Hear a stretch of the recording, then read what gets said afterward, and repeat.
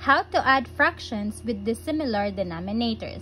Hello kids! Last time, we learned how to add fractions with similar denominators. When we say similar, magkapareho, and dissimilar here follows that it's magkaiba. It's the opposite of similar.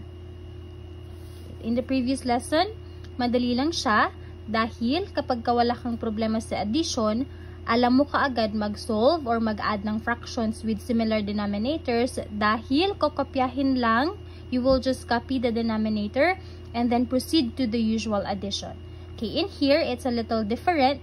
Medyo iba dahil nga the similar denominator. So, there are rules. Okay, let's take example number 1.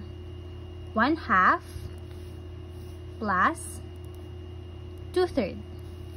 In these two fractions, we can say that the denominators are different from one another. We got 2 here and we got 3 here.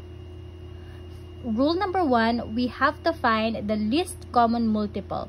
When we say least common multiple, kailangan na yung digit na gagawin mong denominator para dito sa initial answer mo ay pwedeng i-divide or divisible both sa 2 and then sa 3. The denominators of these fractions.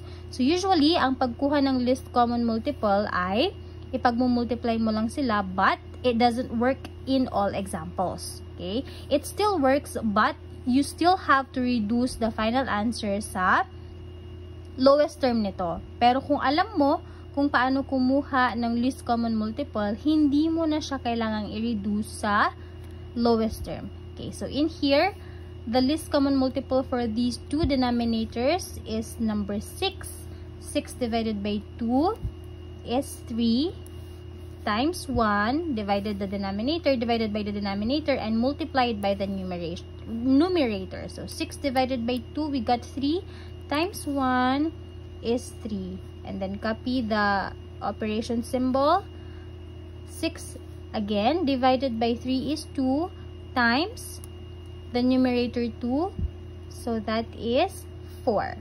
So 3 plus 4, we got 7 over 6. This is an improper fraction dahil mas malaki ang numerator sa denominator. Now, how to get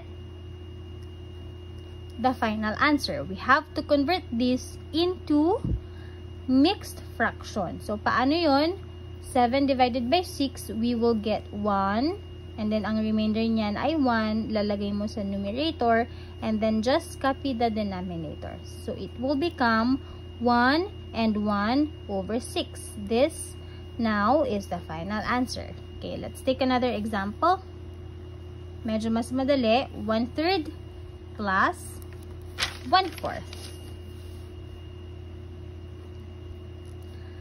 As I've said kanina, ang pagkuha ng least common multiple, although it doesn't apply to every example, ipagmumultiply mo lang yung dalawang denominators. So, 3 times 4 is equal to 12.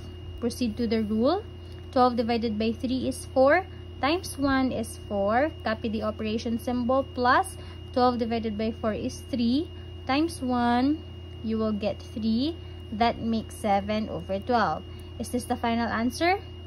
It is the final answer dahil hindi mo na siya mai-reduce sa lowest term. Okay, this is already the lowest term. Wala ka nang maiisip na digit kung saan mai-divide mo sa parehong terms para magkaroon ng mas maliit na numero. Wala na. Ito na yung pinakamaliit na numero. Okay, another example. 1/4 plus 1/6. In this example, hindi applicable yung pag-multiply sa dalawang denominators because 4 times 6 is 24, pero hindi yun yung least common multiple. Remember na ang denominator natin, least, ang ibig sabihin ng least ay pinakamababang digit na pwede mong i-divide sa parehong denominators. At ang number na yun ay 12. Bakit? Kapag 12 divided by 4, pwede. 3 ang sagot. Times 1, that is 3. Copy the operation symbol. 12 divided by 6, pwede rin. That will give you an answer of 2 times 1. So, that is 2. You will now have an answer of 5 over 12. Again, final answer.